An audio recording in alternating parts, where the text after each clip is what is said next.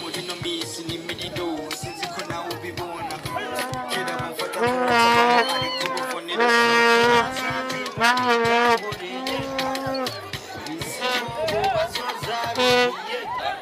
ashaka kubona icyizere cyacu twagiye